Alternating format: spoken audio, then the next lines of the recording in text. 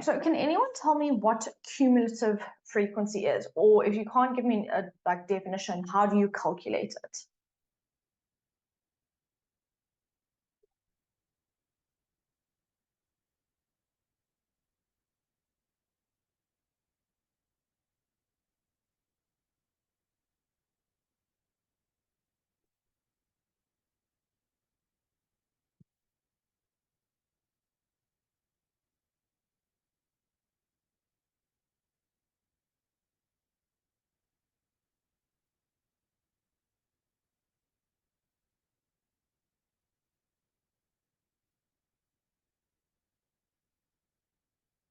How do we calculate cumulative frequency?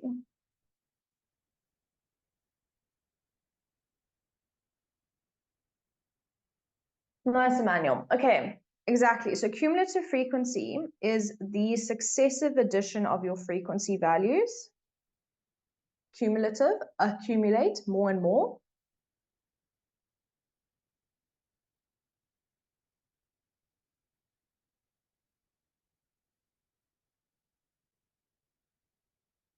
And this cumulative frequency allows us to draw cumulative frequency graphs, or what we call ogives. Now, ogives are really useful to us because they allow us to figure out if we're given them or if we have them, figure out things like quartiles. We can determine percentiles from it. We can determine how many people fall above or below a certain value, etc., etc. Okay.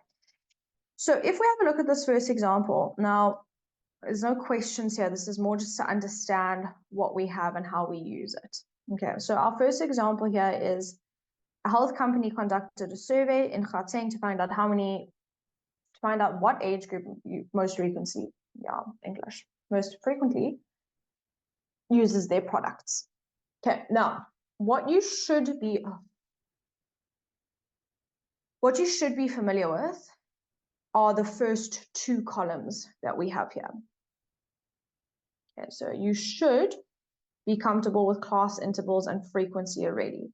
We've dealt with these since like grade 9. They're nothing new. Basically, the class intervals categorize our data. So we have, for example, 11 people between the ages of 10 and 20, 13 people between the ages of 40 and 50, 5 people between the ages of 70 and 80, etc., etc., etc. That is what class intervals and frequencies are. That is the information it tells us. Take careful note of your intervals, what is included and excluded. So for example, this first interval, 10 is not included. So it'd be from 11 people up to and including 20 people. That's not like super, super important. It's more important if you actually had to put data into those intervals. But usually we give you these first two columns and then ask you for the cumulative frequency. But just always take note of what is included and what isn't.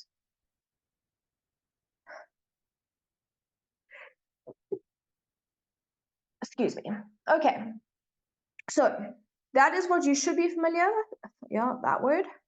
What you might not be so familiar with, though, is cumulative frequency. Now, you did do this in grade 11, but I'm fully aware of the fact that grade 11 was a long time ago, and unless you've done stats this year, you won't remember cumulative frequency. But as Emmanuel said on the group, and as I wrote down earlier, cumulative frequency is the successive addition of your frequencies. So what I mean by that is, and let's just make this a touch bigger so we can see what's happening. Whoops, bigger. Okay, so what I mean by that is this first interval is a bit of a irrelevant one because it doesn't actually have any information that's useful to me, so we can just ignore that. I wish it would do what I'm asking it to do, but why on earth would it? Okay, so ignore the first interval. I don't actually know why I put it there. That was me being silly. Your cumulative frequency basically starts at your first frequency value. So you can see the first cumulative frequency value is 11. And then we continue to add. So we would say 11 plus 14, giving us 25. 25 plus 17, giving us 42. 42 plus 13, giving us 55. So we continue to add our successive frequencies in order to get our cumulative frequency. Now, what you should always notice, and what you can see here, is at the bottom, or the total of your frequency column was 77 people. 77 people were surveyed. The last value of your cumulative frequency should be exactly the same as the total of your frequency column. Why? Well, because you've added up all of your frequency values to get your cumulative frequency. All right. So that's just one way to check that you are on the right track with your cumulative frequency.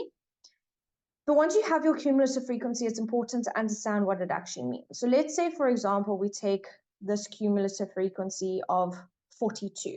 So we've added up essentially the first interval, the second interval, the third interval, and we've gotten 42.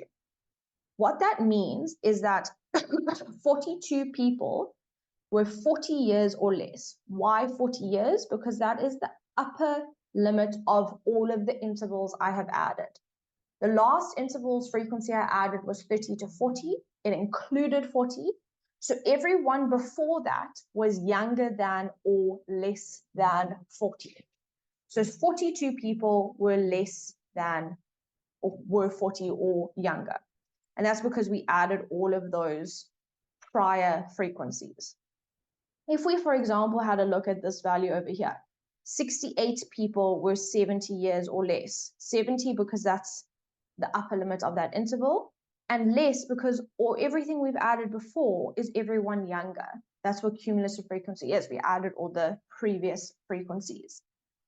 So by having your cumulative frequency, we are able to determine how many people are above or below a certain age, or a certain mark, or a certain value.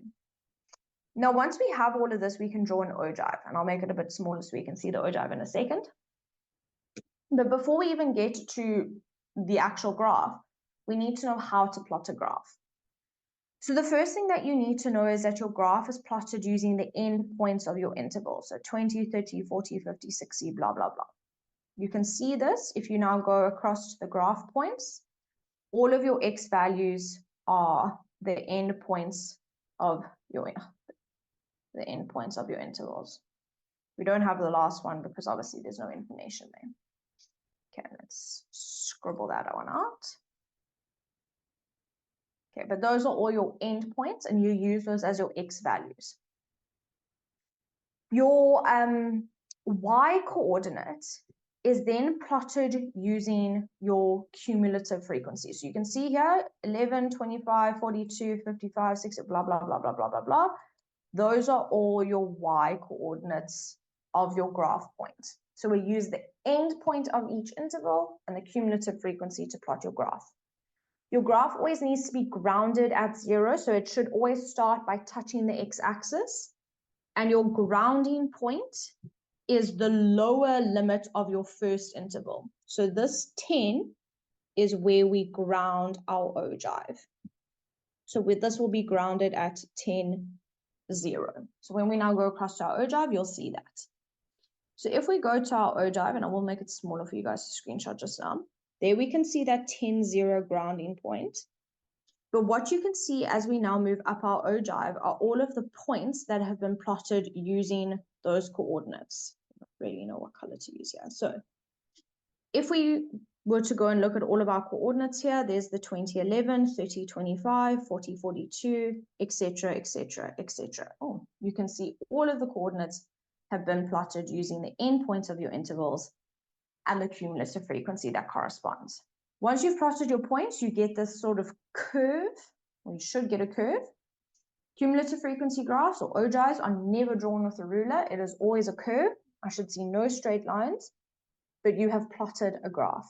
Cumulative frequency is always your y. Your x value would be your marks, your ages, whatever the intervals are, and you plot accordingly, and you get this S-shaped curve. From this graph, like I was saying earlier, you can now get things like quartiles, percentiles, how many people are above a certain age, below a certain age, etc., etc.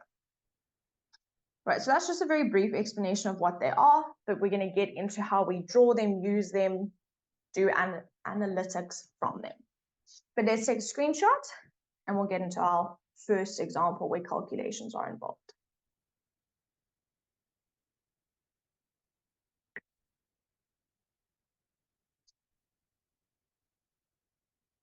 Okay. So if we have a look here, let's make this a touch bigger again. The following table shows the marks obtained by 220 learners in a maths exam. Now, what I want you guys to notice for me is the fact that these percentages that you've been given in this table are exactly the same as the class interval marks that you've got over here. Those values are all the same. The intervals are the same. Now, usually what you are given is a frequency table. So you'd be given those first two columns, and then you would be asked to complete the frequency column. It's very rare that we ever ask you to fill in the frequency column from another table. I'm not saying that we can't. It's just usually we give you the intervals, the frequency, and then ask you to fill in the cumulative frequency. But the first question is asking us to fill in the cumulative frequency, but we know to do that we need the frequencies. So between 1 and 10, there were 2 people. Oh, stupid thing.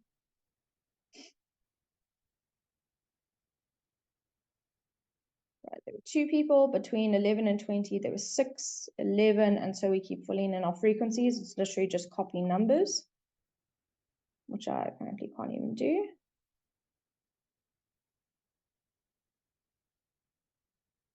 Remember, if you add all of those numbers up, you should get 220, which you do, because that's how many learners marks we have here. And now we want our cumulative frequency.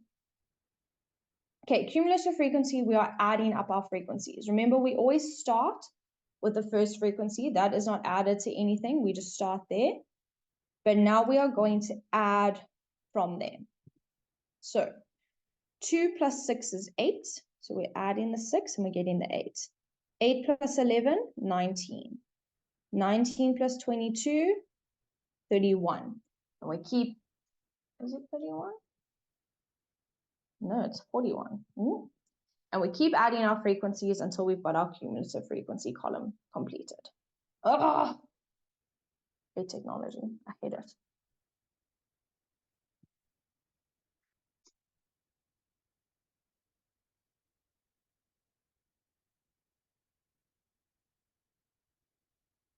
Remember, the final value of your cumulative frequency should be the same as the total. It is, both of them are 220. We're good. Okay, so like I say, usually we give you these first 2 columns, the intervals and the frequency, and we ask you to go and determine the cumulative frequency. It isn't always like that, and then in the next example, I'll show you another way that we can ask you to fill in a table, but it usually has to do with frequency and cumulative frequency. Right, from there, the next question is asking us to draw a cumulative frequency graph or an ogive for this curve. Okay, now to do that, it would be really nice if we had this table. So I'm going to copy this table down for us. Apparently, I'm not going to do that very successfully either. Okay, we're going to copy the table down and then we're going to draw an ogive. If you are comfortable and you want to start drawing your ogive, that's awesome. But, right. So we use the table and we're going to plot our ogive. Now, guys, ogive, cumulative frequency, always on the Y. I'm going to try and write it, but we all know it's not going to go well. See, it's already not gone well. Okay, so we're not going to do that. Your interval is your X, your cumulative frequency is your Y. You will label it. I'm just not going to, because if I fight with this thing, it's just going to make me sad. Okay, so now we have to plot our points. Obviously, it would help if I set up my axes nicely. I'm going up in 20s because those are the end points of my intervals. Can't go up in 10s because I can't count. I also think I said go up in 20s, but I'm going up in 10s. That was the word that was meant to come out of my mouth. Right, cumulative frequency, obviously it's going to depend what you need. I need to go basically from 2 to 220, so that's fun. I think I went up in 20s.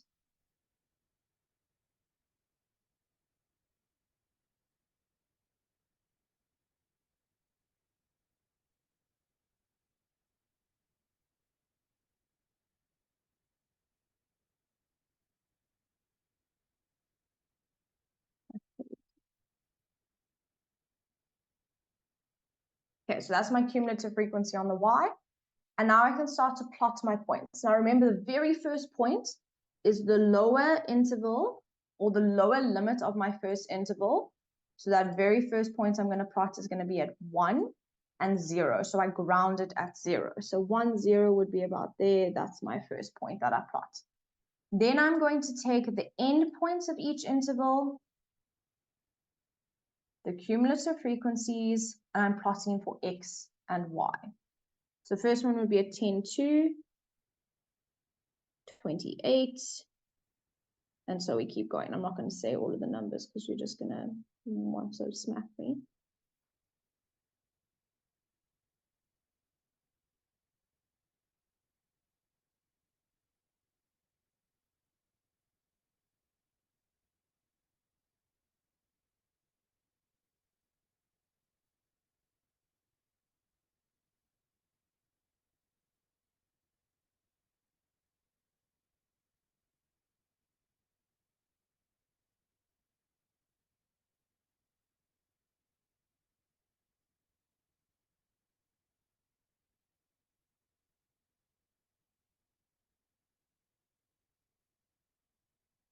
Right, and you should get points that look something like that. And once you have that, you can join them with a curve. Mine's going to be as pretty as it can possibly be. No rulers are involved in the making of this ogive. Okay, that's pretty sad. So at no point should you be joining these dots with a straight line. It is a curve. You do the best you can. Please don't sketch your curve. So when I say sketch your curve, I don't want to see that nonsense. Not art. We'll just join a nice ogive. Okay. So now we've got our ogive. It's as beautiful as it can be in the situation we have here. And now we want to determine a whole bunch of things from it. So again, I'm just going to copy my ogive down. And we're going to now answer some questions based on the ogive.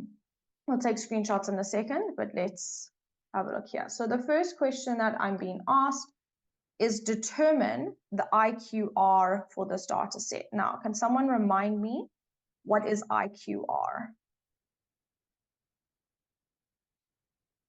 And how do we work it out? So what is it and how do we work it out?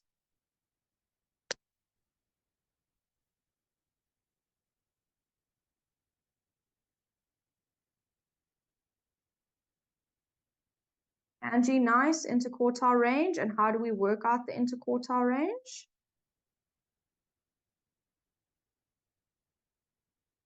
Anyone?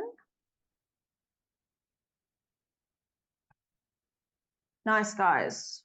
Quartile 3 minus quartile 1. Okay, now this is where the use of your ogive is really useful, or was really important rather. We need to use this ogive to go and figure out where Q3 and Q1 are. Okay, now to do this, we need to go back to our data set. We know that we have 220 data points. And again, guys, how you choose to do this, I don't care. If you are comfortable splitting your data set up into quarters, working out the first quartile and the third quartile, fine. I always have preferred to work out median and then do half of each of those halves. So the halfway point here, so my median or Q2 would, would be at the 110th position. Please remember that by dividing by 2, you have not found Q2, you have just found the position. So we would now go to 110 on my graph. We would draw a line across, obviously with a ruler, a nice straight line. It's not quite 110. Move that up just a smidgen. Okay, and once you hit your graph, you would read down to get your Q2 value. Obviously, right now, I don't really care what Q2 is, but just so that you can see how you would do that. Right, if I now wanted to go work out my quartiles, my first quartile would be half of 110, so would be at the 55th position. So I go to 55, which would be about there, draw a line across again with a ruler, hit my graph, go down again with a ruler, and I read off that value. So that is at about 44% in terms of the marks. So Q1 is at 44%. To get Q3, we would do exactly the same thing, except now it's the third quarter. So Q3 would be at 110 plus another 55, so the 165th position. So we're looking one, but whatever. So we go to the 165th position, start there, draw a line, again with a ruler, or across, read down, again with a ruler, and you get your quartile 3. I would say that's probably at about 66%. So Q3 is at 66%. Okay, now that we've got those two values, and again, these are positions. You still have to go and read it off using the position you found, which is what we've done. Now that we've read off that information, we can determine that our interquartile range is 66 minus 44%, so giving us an interquartile range of 22%. It's telling us that there is a difference of 22% in the middle 50% of my data set. So if you are asked anything about quartiles, reading off values, you need to actually use your ogive, and you do it with a ruler. You draw until you hit the graph, and then you go down. Now, these next two questions are basically the same thing, except it's now percentiles. Does anyone know what a percentile is?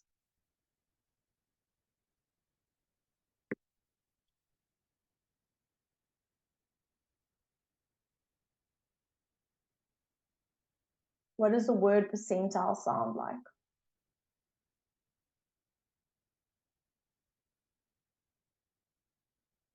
Or what word does it remind you of, rather?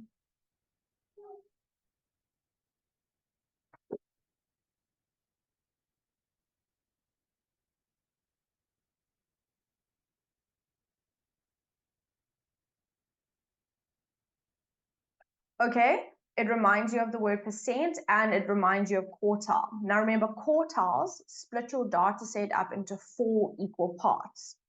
Percentiles, coming from percentage, split your data set up into 100 equal parts. So when we've been asked for the 90th percentile, we essentially now need to use that knowledge to figure out what position the 90th percentile is, and so what the mark would be. So we would need to figure out what 90% of the 220 is. So it's an easy calculation. Just do it on a calculator. But we would need to figure out 90% of 220. And that gives you 198. Now remember, that is the position. That is not the 90th percentile. That is the position of the percentile. You now want the mark that represents that. So we go to the 198th position. So that would be about here. Come on. Use your ruler, you draw your line. Hit your graph, go down. Yeah, I'll straighten it, obviously. Okay, we're about there. So this is your 90th percentile. I reckon that's probably at about 76%. So your 90th percentile is 76%. What that means is 90% of students received 76% or less, or on the flip side, 10% of students received 76% or more. That is what a percentile or a quartile, any sort of division tells you. So the 90th percentile is telling us how many students got up to a certain mark and below, or above a certain mark. In the last one, we've been asked for the 10th percentile. So again, we would first need to figure out what position it's at. So we would need to work out 10% of 220, which is a nice easy one. It's the 22nd position. So we go to 22, which is about here, draw a line, go down. This would now be our 10th percentile. And I reckon that's probably at about 34%. So that 34% is my 10th percentile. Again, this is saying that 10% of students received 34% or below.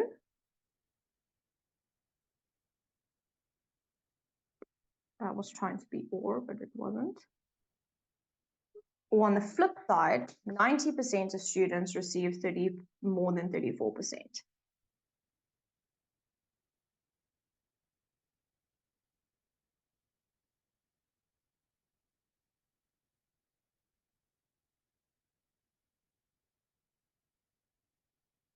Right, so getting these values off your ogive or your cumulative frequency graph is really useful because it now starts to allow you to analyze your information and say, okay, cool, this many people got above or below a mark. There's this many people who got whatever the data is. But what's really important is that you can read off your graph. I know it seems really silly, but quite literally just being able to read information off is where we get stuck with ogives. So remember, what you've done is you found a position, you still need to go and read off your information. Okay, so let's make this a touch smaller.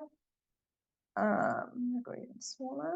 So let's take a screenshot of the first little bit.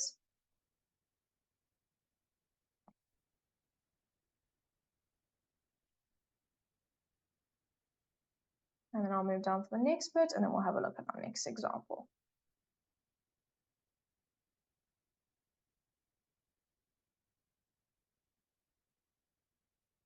Okay, next little bit. It's bigger now. There we go. I'm actually going to make that a bit bigger because there's a lot of very small writing I had here.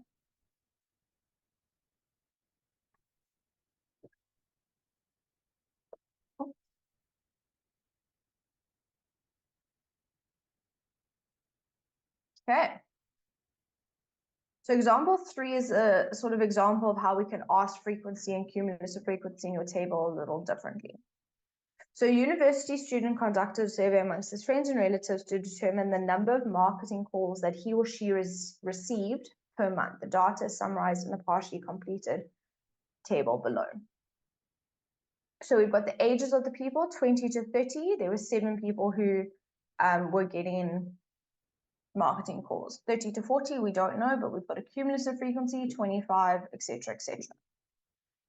So we want to complete the table, and what we need to remember is how cumulative frequency is actually calculated. We know that that first value in the table is the first value, so that's why the 7 and the 7 match up. Didn't really mean to scroll, but we're here now. What we now need to ask ourselves is 7 plus whatever this value is must give me 27. So what do I add to 7 to get 27? Well, that would be 20. So my next frequency value is 20. And we can go and use our frequency and our cumulative frequency to go and help us. So now I would say 27 plus the next frequency value. So we're saying 27 plus 25.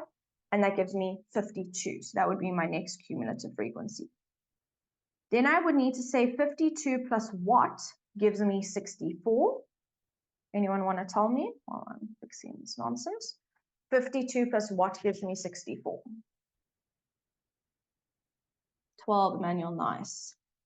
And so we can keep going and filling in our tables. I want you guys to give me the last 3 values in this table here.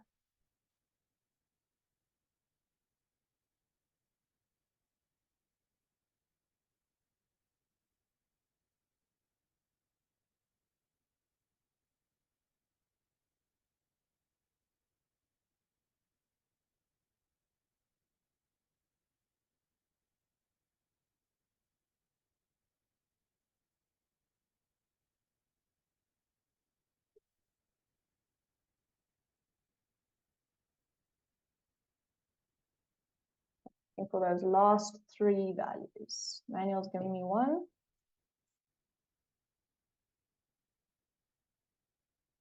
Onion Cosi, nice.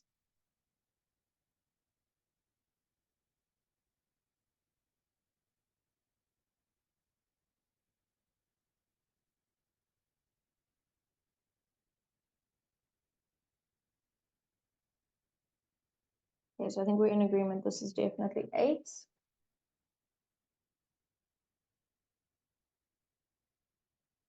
Good. Okay, so Onion Cosi on it, 76, and then 12. So what we know is that 80 relatives and friends participated in the survey. Okay, now we have all the information. First question is asking us how many people. We know it's 80. It's the total number for our cumulative frequency / frequency column. Easy peasy. The next question is asking us to write down the modal class. Okay, so someone remind me, what is mode?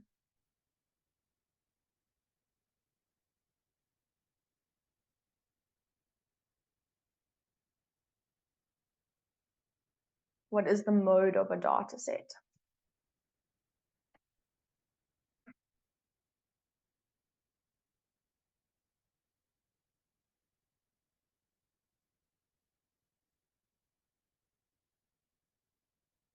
Nice, Mongi and Corsi. So the most appearing or most repeated number in our data set. Now, based on the table that we have, what would we look at to figure out our modal interval or our modal class?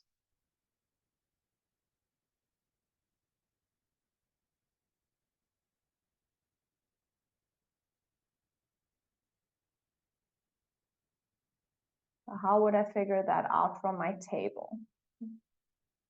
Nice, Mongi and Corsi, our frequency. Emmanuel, nice.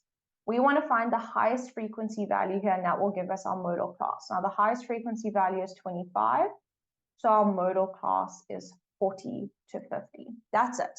I'll show you in a second once we've drawn our ogive how you can figure it out off an ogive. But what we know right now is that our modal class is 40 to 50.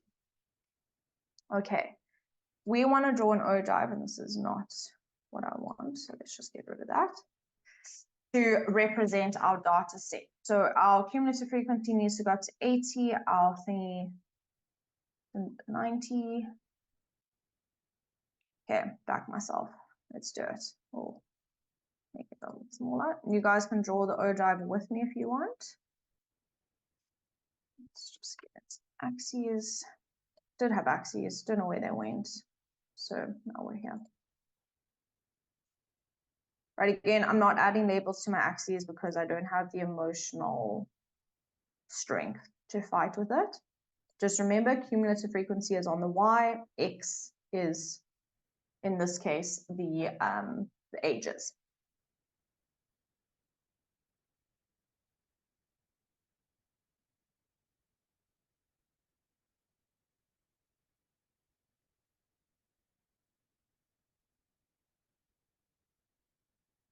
So technically I'm going up in 5s. I'm just choosing to only write down the 10s.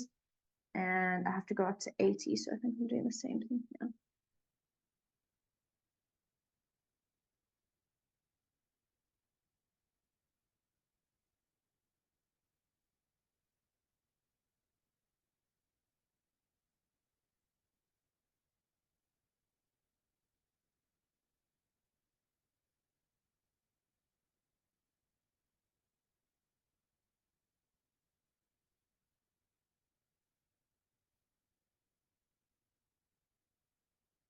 Okay. Right, so there's our axes. We're now going to plot our points. If we bring our table down past ourselves just to do that, remember that it is the end points of your intervals and the cumulative frequency that we plot. Our grounding point is at the lower limit of my first interval. So that will be at 20, 0. So that's where I plot my first point, and then I go.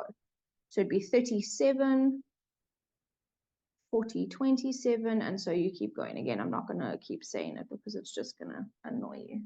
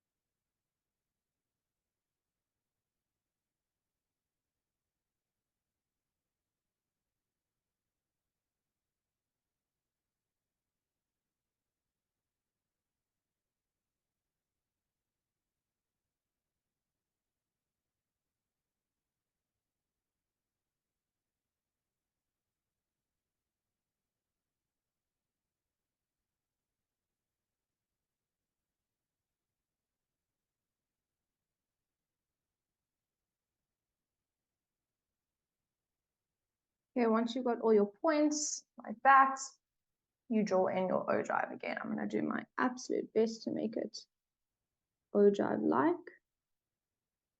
Okay, things start going wrong from there. Oops.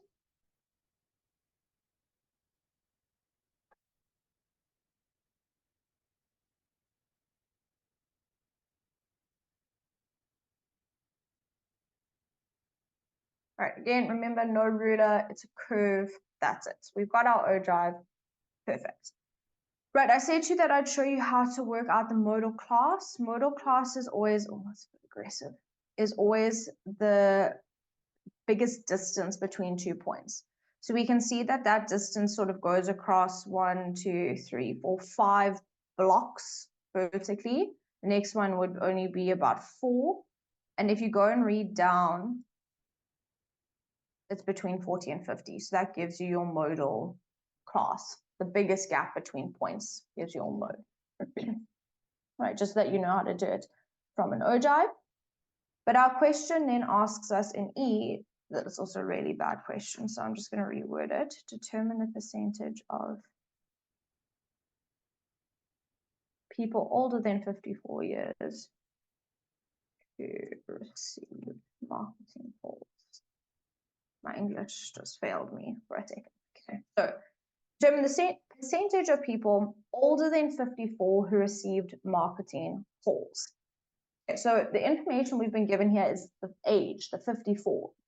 Remember, age is your X. So what we are going to do is we are going to go to 54 on our X axis. So that would be about there. We're going to draw a line up to meet our ogive if it wanted to do that. Try again now. So from 54, we draw our line up, touch your ogive, obviously a nice straight line. And now we're reading across to get the cumulative frequency. So the cumulative frequency in this case, I would say, is probably about 57. Now, guys, remember what this is saying is that 57 people were aged 54 or less. Because remember, that 57 is the cumulative frequency. So that is the addition of all of these interval frequencies below it. So 57 people were aged 54 or less. The question, however, is asking how many people, or determine the percentage of people older than 54. So I want all of these people above that point. So what we're going to have to do is we're going to have to take the 80 people in total, subtract the 57 we know are below 54 years of age, giving us a total of 23 people above the age of 54. Now the question said determine the percentage of people. So remember, percentage, we take the value divided by the total and times by 100. So we know that it's 23 out of 80 people. 23 out of 80 as a percentage is 28.75%. We can round that off to about 29% of people were above the age of 54 and receiving marketing calls. Okay, so just be mindful of what your question's actually asking you. You don't want to do half a job and then not do the rest. So it said determine the percentage, needs to be a percentage, of people older. We knew how many people were 54 and below. We needed to work out how many were more than or older than. Right, so let's take some screenshots. Remember, guys, if you've got questions, please just ask. So let's do these first 3 questions, and then I'll go down to the ogive.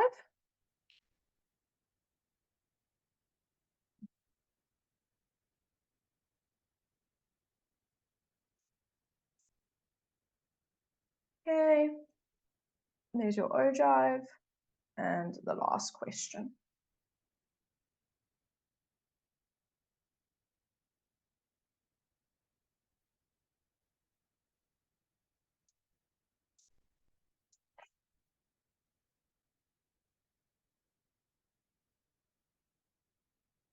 Okay.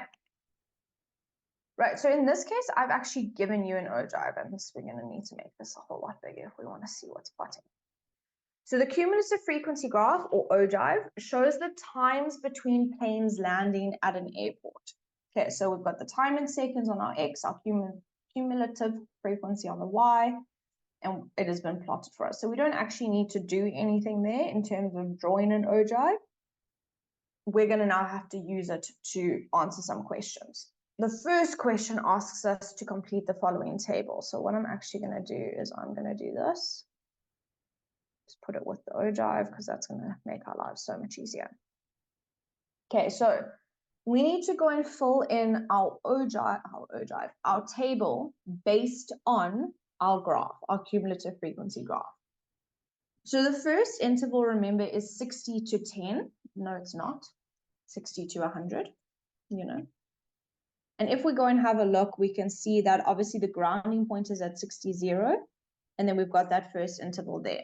If we read off where it ends, it has a frequency of 5. So this first frequency is in fact 5, and also we know that because the cumulative frequency is 5. Okay, it should match up. We know that. From here, we can now go start reading off each of our cumulative frequencies and get our values that we want. So the next interval is 100 to 40. So there's that pink section there. If we go and read off its end point, you know, we need to be careful. It's just below 20. So each of these lines is 1. So that would be at 19. We can fill in, oh man. Remember, that's a cumulative frequency because it's a cumulative frequency graph, which means that the frequency needed to be 14. Because remember, 4 plus 14 gives me 19. I can then go to my next interval. It's a very tedious process. I'm fully aware of that fact, but you do need to be able to do this. Our next interval, 140 to 180. Read off its endpoint. Whoopsie. So its endpoint here, again, just below 30. So that cumulative frequency is 29, which means that the frequency is 10. And so we keep going, basically. It's very inconvenient. I know that, but that is how you need to do it in order to figure out your missing values. Right, so I'll give you guys a second. Look at your next interval. So here's our next interval.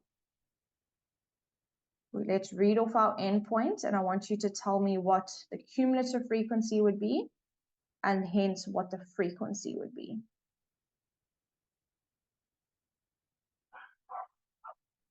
So what's the cumulative frequency, and hence the frequency.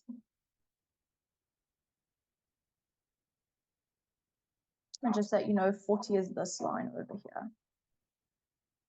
Sorry if you can hear dogs barking.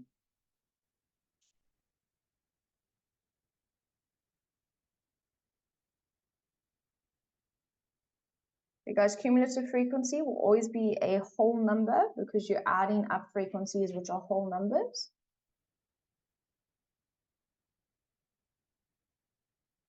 And like I said, the thick line that I've drawn there is 40, so it's 2 below that. So that would be 38, which means our frequency would be 9, and so we keep going. I'm not going to expect you to do all of that. I'll fill in the rest for you. Right, the next cumulative frequency is up at 45, which means the frequency was 7. And you can see your end point here. Okay, that was not good. But the end point is at 47, if you read it off nicely with the ruler. And so that last frequency is 2. So again, remember, okay, we've moved the table. Remember, this last value should be the total of your frequencies. If you just double check 29, 38, 47. Okay. So we've filled in the table, and then question B says, determine the estimated median time between planes landing at the airport. Okay, so median time means middle. We have got 47 data points here. Ooh, top without a pen. And so halfway between 40, or the middle point of 47 is 23.5. Again, this is not the median time. This is the position. That's all I've worked out so far. I now need to go and figure out where that position would be in my frequency. So we've got the first 5 data points. We have the next 14, which takes me up to 19 data points, which means the 23rd, or between the 23rd and the 24th, will fall in this interval over here. So that is the interval 140 to 180. I will fix that inequality now.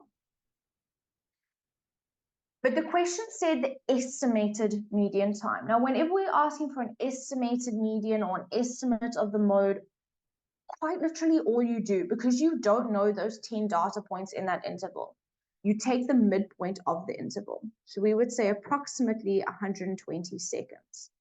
No, it's because that's not the midpoint, 160 seconds.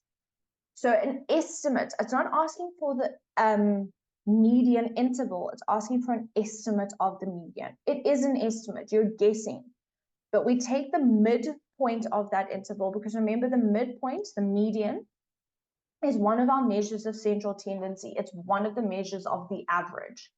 So we just take the midpoint of that interval and we get an estimate of the median time. Obviously, without knowing these specific data points in this interval, there is no way for me to work out the halfway point between the 23rd and the 24th. So I do have to just give an estimate. And to do that, I find the midpoint of that interval. Right, question C said, how many planes had a time between them of 220 seconds or more? So if we go back up to our table, 220 seconds or more. So we're including 220, which means we need to go to this interval over here. And so we're looking at 220 or more. So that would be the last 2 intervals. And so it'd be that total number of planes that we have there. So there were only 9 planes that had a landing time between them of 220 seconds or more.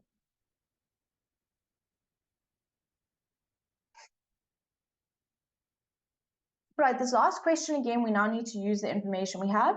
We've been asked to draw a box and whisker. Quickly remind me, what are the 5 values I need to draw a box and whisker?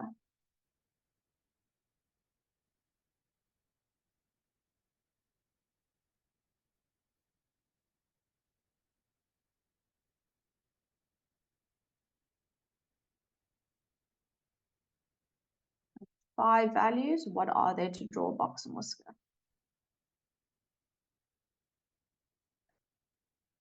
Nice, Emmanuel. So it is your minimum, Q1, your median or Q2, I don't really mind what you choose to use, quartile 3, and your maximum.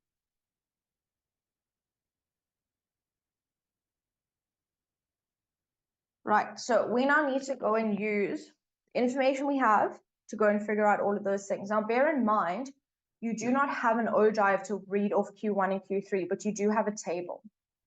Okay, so firstly, nice and easy, we know where our minimum and our maximum are. Okay, it is your minimum, the smallest lower end of your interval, your maximum, the upper end of your last interval. So we know our minimum is 60, our max is 300 seconds. Perfect, no problems there. We now need to get Q1, Q3, blah, blah, blah, blah, blah. Now remember, we don't have actual values. We don't have an ogive to help us. It is a little tricky. We've already worked out an estimate of our median, 160 seconds. So we know that. We can now go and work out where the rest lie. I don't know what's happening. Sorry, guys. It's causing absolute chaos here. Okie dokes. If we go and look at or look for Q1, I'm also saying we don't have an ogive. We have an ogive. I've just lost my mind a little bit. Okay, so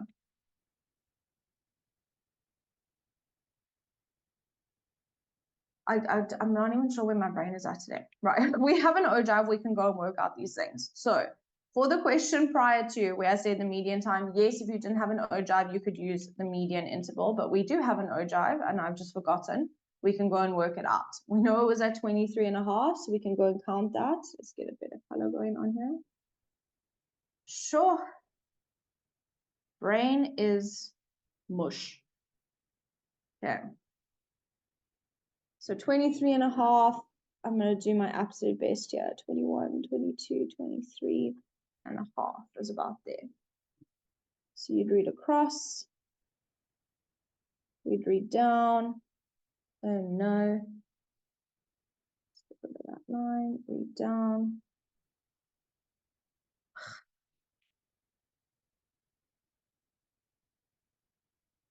Okay, whatever.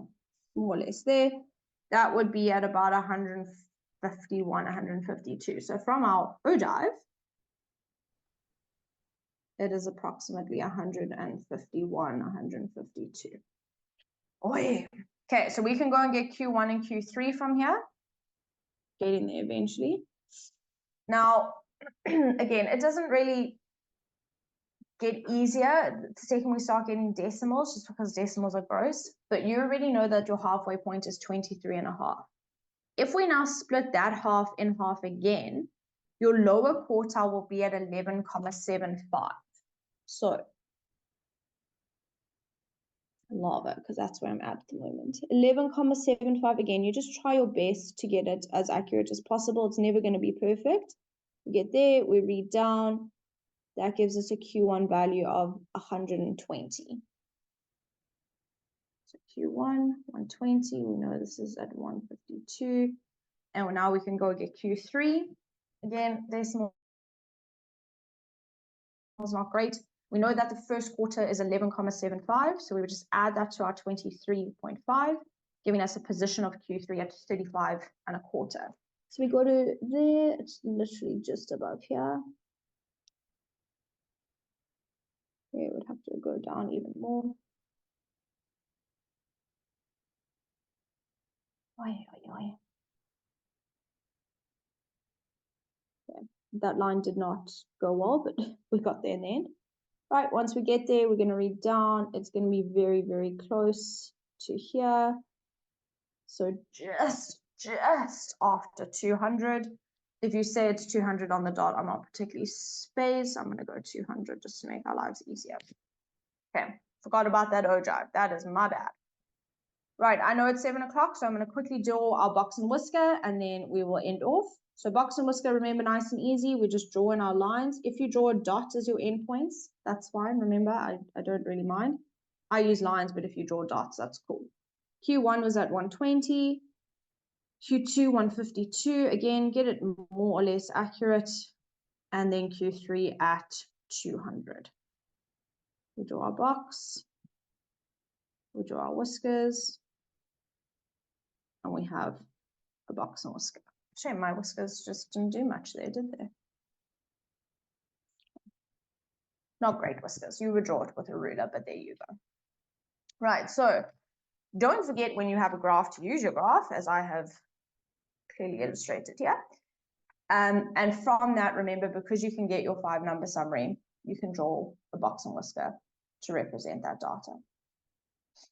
Okay, guys, so let's just quickly do some screenshots. There's the first 2 questions.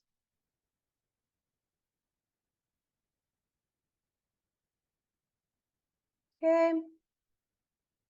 And then there are the last 2 that we